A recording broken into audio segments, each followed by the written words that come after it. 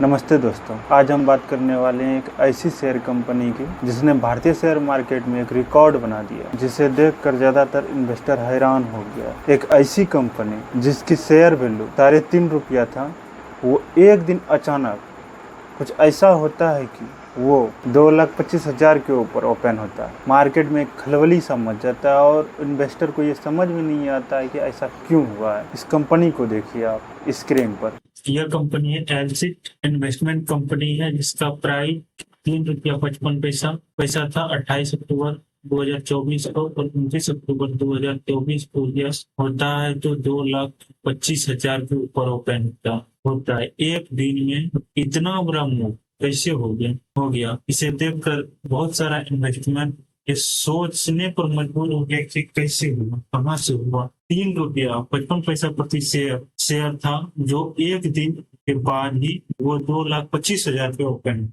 Company है ये अभी एनएससी में लिस्टेड है, और जिस समय ये ₹3.55 प्रति शेयर की दर से था, तो उस समय ये बीएससी में लिस्टेड कंपनी थी। ये 28 अक्टूबर 2024 को स्पेशल कॉल के तहत ₹3.55 प्रति शेयर जो था वो स्पेशल कॉल एक्शन से प्राइस 2,25,000 पर शेयर पहुंच गया। इसे देखकर बहुत सारा इन्वेस्टर ये सोच नहीं पाया कि कैसे हो गया।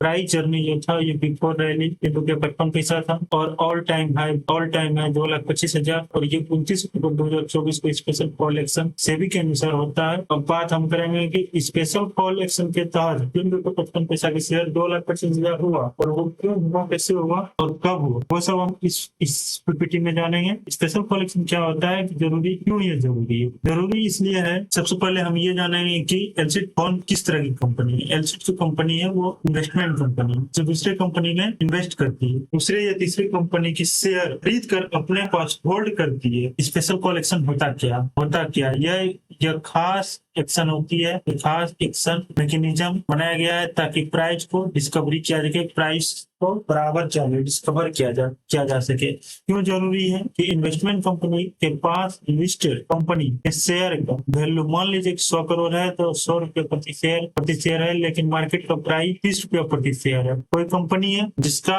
ओरिजिनल में प्राइस ₹100 प्रति शेयर है, पर मार्केट में ₹30 प्रति शेयर के दर से ट्रेड हो रहा है, तो वो ₹70 का जो गैप उसको रिकवर करने के लिए ही स्पेशल कलेक्शन किया जाता है, ताकि स्पेशल कलेक्शन के तहत स्पेशल कलेक्शन करके कंपनी का एक्चुअल में क्या प्राइस होना चाहिए और क्या प्राइस है वो निकाला जाता है। इसीलिए इसको स्पेशल कलेक्शन कहते हैं, ताकि एक्चुअल में उस प्राइस पर ट्रेड हो सके।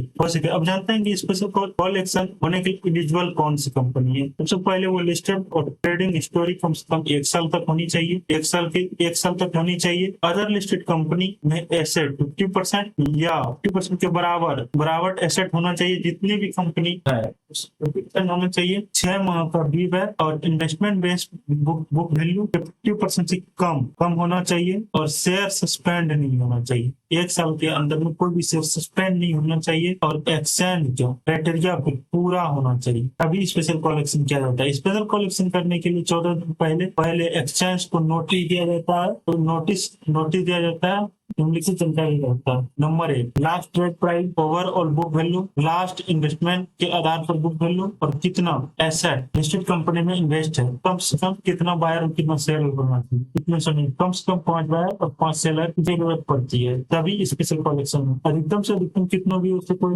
मतलब नहीं है, पर मिनिमम 5 बायर 5 सेलर होना ही चाहिए। स्पेशल कलेक्शन 1 बार 2 बार 3 बार तक कराया जाएगा। 1 बार सक्सेस नहीं हुआ तो दोबारा, 2 बार भी सक्सेस नहीं हुआ 3 बार भी किया जाएगा।